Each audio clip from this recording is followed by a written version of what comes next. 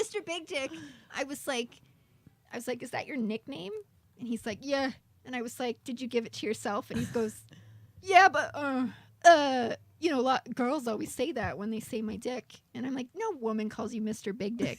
Like you've given yourself that name. You've offered that. Yeah. And then they've agreed or disagreed. And then he's talking about putting things in his ass, and he's like, he said he hadn't, and then he was like, well, I put a Sharpie in my ass one time. And I was like, that's dangerous. I have to ask you something. Did you use the Sharpie afterwards? Yeah, did you write about it? And he's like, yeah. And I was like, you used a Sharpie that you put up your ass again? Like as a Sharpie? Did he write? Like, you know what I'm picturing. Did he have it in his butt and then try to draw a picture with it? I don't think he didn't have that much of an artist's soul. Why a Sharpie? It was convenient. Convenience. It was cylindrical. Yeah, it was the right shape. It was smooth. Yeah. So it did not get stuck? They have a good grip on it. Kind of like okay, a little bit. And then kind of just... What did you say? Hoi hoi. Hoi hoi. Like hoi hoi. Hoi hoi hoi. So I recorded that, and it was just like magic. It was like lightning in a bottle. It was like, this is the most magical thing I've ever recorded. But I was like, because I ended up berating him about it. I was like... You didn't throw it out? Yeah. And he's like, well, why not? I can use it again as a maca. And I was like, you can sacrifice a Sharpie. They're inexpensive.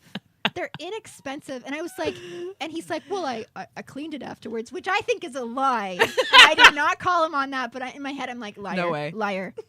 You took it right out and then you put it back in the drawer. Put it wherever. Yeah. And then you gave it to your mother or something like that. Yeah, ma, right on with this Sharpie. You know, like he's a degenerate.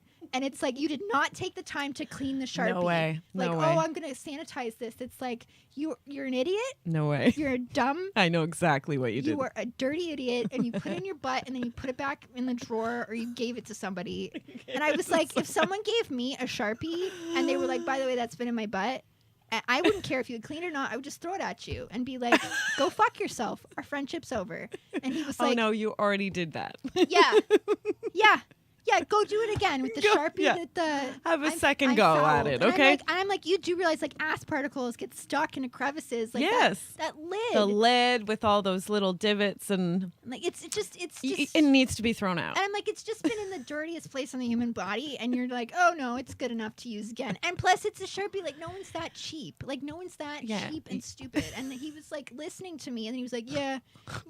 And then he just eventually hung up after I gave him this lecture about... So you're like, so sometimes you'll just, like, you're not there to entertain these people, it sounds like. Sometimes I'm not. Sometimes you'll just let them have... Yeah, you're entertaining yourself, I'm entertaining myself, and I'm just going like, what's wrong? Like, because some people are so foul. Be real with me right now. Yeah. What is wrong with you? What is wrong with you? Like, without getting into any childhood tragedies, like, why are you this way? Have you ever thought about it? And I'll ask people, I'll be like, have you ever thought about why you are this way? Like that? And there's sometimes to like, no. And then I'm like, I dig into their minds. Oh my God. I'm like an FBI profiler. And people stay on the phone with you when you're doing that? They're like, they're there for it? Because they want it, because they want to know where it's going to go. Or they think that, or they're like jerking off and thinking. Mm-hmm. Like, they're like, that's an interesting idea. And it's like they're jerking off and thinking at the same time. Which I feel like I give them a service. Making them think. I make them think about themselves. They need it. You turn that mirror right back around. I feel like an FBI profiler. Like sometimes I'll pretend to be a therapist and stuff, and they'll be like, "Oh, you're a therapist, huh?" And it's like, because men don't get to go to therapy, so then they end up like talking to me about their stuff, and I'm like, you know, in my practice, I see an awful lot of this. I'm like, I see an awful lot of this. Oh my God. I get so many people coming in with this happening in their marriage, and I try to counsel them through it. But the truth is, if you're with a cluster B personality type, it's going to be a tough ride. You have to be very creative to do this. I know you're a creative person, but like, it sounds like a very creative type of work. It does. And because you don't want to get bored, and you want to like also weave something interesting. Because if you just are like, hi, I'm just some bitch in somewhere who likes to fuck somewhere vague. I'm just a bunch of holes. Yeah. You know, it's like, because you don't want to have the same conversation 1,000 times. No, I don't. And those conversations, like when a guy's just really horned up and he's just like ready to shoot and he's just like, I just want to call you a bitch a bunch of times and like have you say you want to suck my dick, and then he shoots and then he's done. Yeah. But it's like I've been on the phone before with people for like long periods of time. I've talked about everything. I've talked about everything from like military strategy books, because I like to read them. So I'm talking about like the art of war with somebody, or like history, or sometimes does philosophy. Sex not even come up? Sometimes do some people just call to like talk? Some people are just some people are just like, they are single dads and they take care of their kids and they work, so they don't have time to date and they don't have time to like have a conversation with a lady that's like just an interesting conversation about themselves and what they think about in their life, and they got to work and then they deal with the kids. Yeah. So it's like, so the easiest thing to do is call like, a line, because you can be on the phone and take care of your kids, and you can. Yeah, they're not doing it at inappropriate times. It's like after hours. It's later at night, and it's like they don't have time to go out. They don't have time to form relationships with people. Not, they don't feel good going on like Tinder or something like that, because they're single dads. So it's like, people take that into account, that they have kids, and they take care of their kids, and they just they care about their children, and for whatever reason they don't have like a good co-parent, or they whatever, so they are dedicated to that, and they just need to talk to somebody every once in a while. They just want to have a conversation with a lady. It's like it's like when men are like caged up in prison, when they see like any lady, they're just they're like, oh my god, she's the most beautiful thing in the world, and it's like it could be an 80-year-old like nun, and they're just like, oh, I want her so bad, like will she suck my dick, like I'm gonna dream about her every night. Like it's just they just want to have some sort of like fun female interaction. Men are always like a little bit horny. Yeah, sure. They're always like, aren't we all? Yeah, it's true. It's true. But men, I feel like men are, they're always looking at ladies and always kind of being like, there. And if you haven't had any sort of connection for a long time, then it can be lonely, and you're missing out on some part of your adulthood. Yeah. And like, they're good people, they're good dads, but they need someone to talk to every once in a while. So yeah, sometimes I'll have long conversations with people that are just about like everything, like music, anything food, but travel, philosophy, chess. Like chess. Talk about chess. Interesting. Yeah, we talk about all kinds of things. And yeah, sometimes it starts off sexual, and then we'll get on a topic, and then we'll just go on that topic. Just go on that topic, rather than this turned out to be something totally different than. Yeah, and usually they're not like mad about it. They're like, oh, this was really interesting. Yeah, well, that's nice. Yeah, it is. It's nice. I mean, I've had conversations with all kinds of awesome people. I mean, one of my favorite regulars is this guy named Lee, and he's character. He used to write for this failed 90s sitcom, and like he told me what it is, and it's like just like terrible, sad. And now he's like wants to get into the porno business.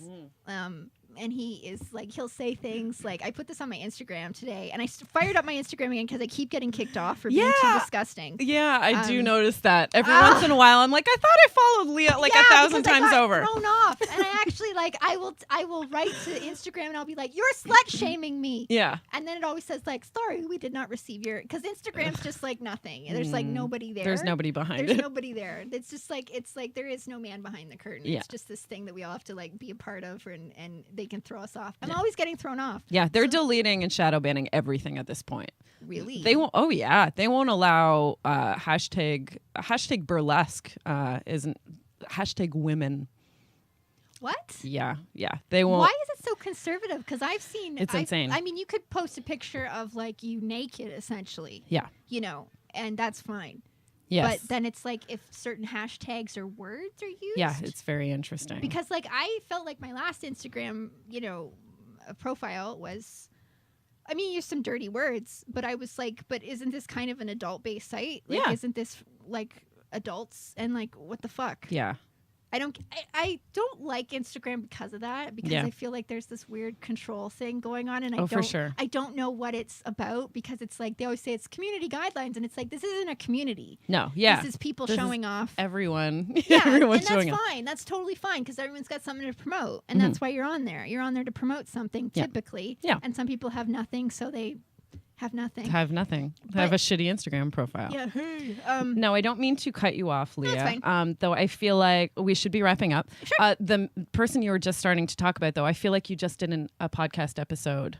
On Lee? Yeah, did you? I haven't done one No? about Lee Okay, yet. okay. No, Lee is special. He is very special. He has a very unusual way of talking. Mm-hmm. He takes very long inhales of breath between words, and I don't know if it's like maybe an he has asthma a thing yeah, or maybe he has but a thing. he said on my Instagram, I have him quoted, and he said every gay person wants to be more gay. Maybe. And I was like, I don't know what that means, but that's wonderful. Like that's his he'll talk about business and he'll be like, let me tell you something. Every gay person just wants to be more gay. Hey, this one's for free. Hey. Because he wants to break into the gay porn market. Yes, even though he's not yeah. gay.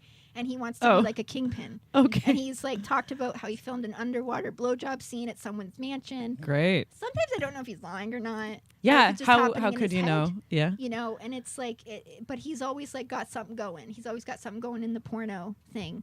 Yeah, because because I remember one story. We really should be wrapping up, but but I remember this one story where this person just a story of yours, where this person was just like, oh, always calling you in the middle of orgies. Yes, and you I was very suspicious. You're suspicious of this, and then eventually you were like, they were all blow up dolls. Are you in a room full of dolls I said, or are mannequins? You in a room full of mannequins, and he says, no, blow up dolls.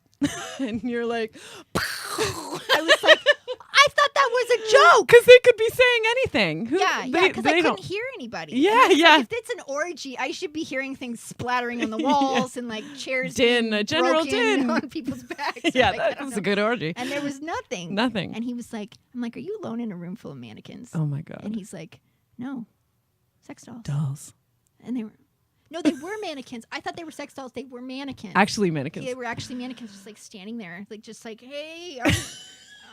And calling you. Oh God. Yeah, he's like, Janelle's over there getting really plugged, and I'm like, I'm like, it's like this is not It's fantasy land. But you can hear about all this on my podcast. Yes, please. So let's. Where can people find your podcast? They can find it right now on SoundCloud. Mm-hmm. Soon it will be on iTunes. I'm a little nervous about iTunes just because the title will be the I'm content. a phone sex operator. I'm a phone sex operator. And I know that some like dirtier podcasts are had getting shut down issues now. Yeah. I've heard this, so I'm gonna try. Give it a I go. want you to find me, and you can find me on Instagram, which is where I post all my stuff about all my podcasts. Mm-hmm. I am a phone sex operator. It is on SoundCloud completely. I'll never censor it or anything like that. I am a phone sex operator. You can hear it in all of its like utterly disgusting glory, but it's really so good. funny. I love really this. Funny. My favorite thing about your podcast is the scoring. It's so funny. The music behind your stories while you're reading them is so fucking funny. Oh, you like that? Oh, it's always like classical music. Yeah, it's great. It like reminds me like a woodland fairy. Yes. Like it's very it's serene not and like and it's also so perfect. royalty free. So I was like, when I had to come up with music, I was like, why don't I just take the best music that's ever been created in like the entire human race? And I don't have to pay for it. I just love that you're talking about the filthiest things with this classical music. It's so funny. And I try to get stuff that's like this, like the one that's all about bestiality. Yes. It's all like it has a piece by Bach called like "While Sheep Sleep," like perfect. Like and there's also